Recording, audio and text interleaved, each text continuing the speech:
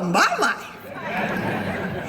Mr. Paul Wilson Jr., who will get us started today. Thank you so much.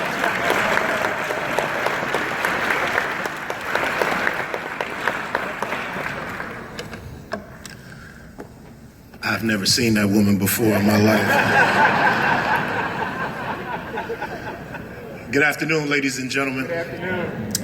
First and foremost, I want to thank the Congressional Black Caucus Foundation, Congresswoman Wilson, Representative Cedric Richmond, Representative Hakeem Jeffries, as well as Representative McBath for allowing me to serve as the moderator for such a critical conversation about a commodity that I think is our most precious, and that's our black men and boys. And I just want to salute my 5,000 role model members sitting right here representing Miami-Dade, Broward, and Duval counties out of Florida. This is about you. You are the future. You are the key to us being successful. So I want you to plug in, pay attention,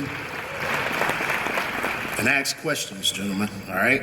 So we have a dynamic panel today, fantastic guys back there waiting to come out and have some conversation, but I want to share something with you that I think will help set the context and level of this conversation today, and it's from a real-life experiential standpoint and perspective from me.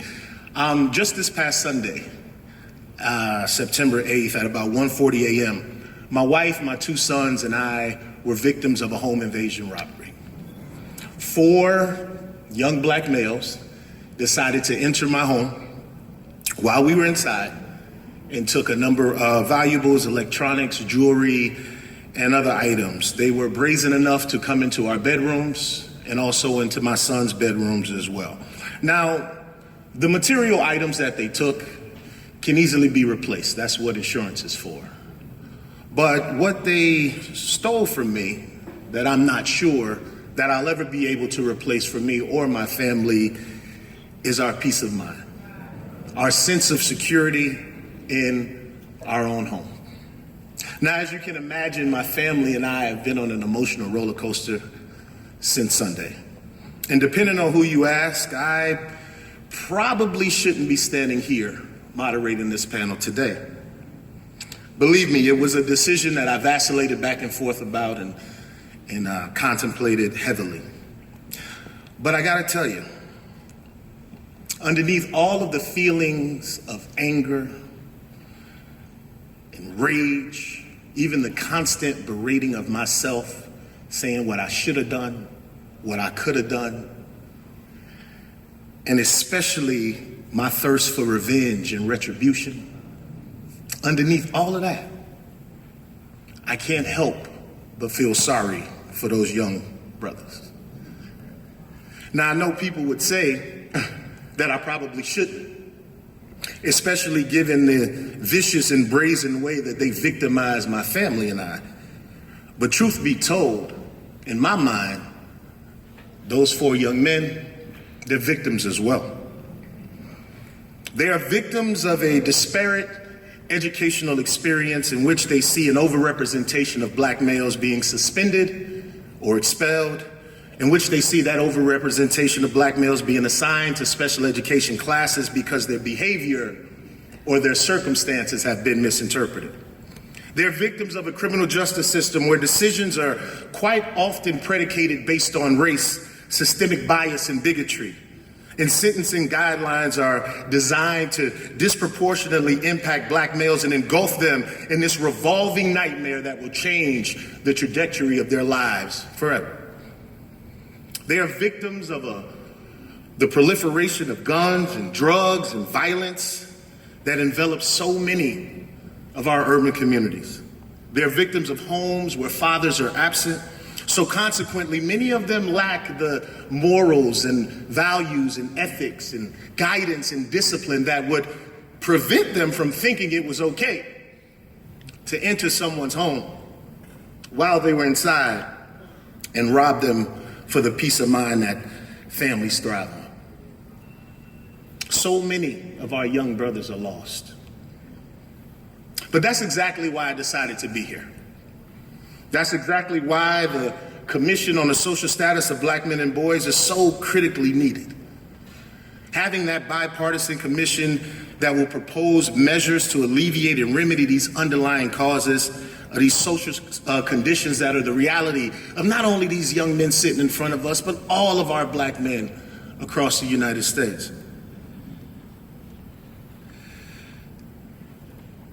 That's exactly why this amazing group of guest contributors that I'm about to introduce were chosen. Because each of them in their own right, they just don't talk about what's happening with the narrative. They are the narrative.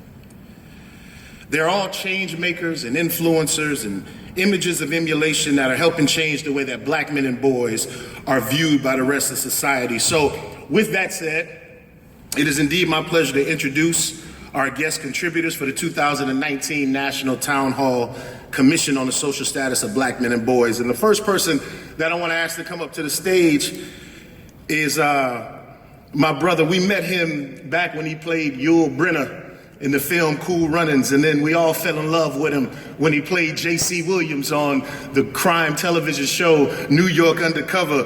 Please join me in welcoming the actor, the philanthropist, the social justice warrior, more importantly, my brother, Mr. Malik Yoba. I love you. You're my team.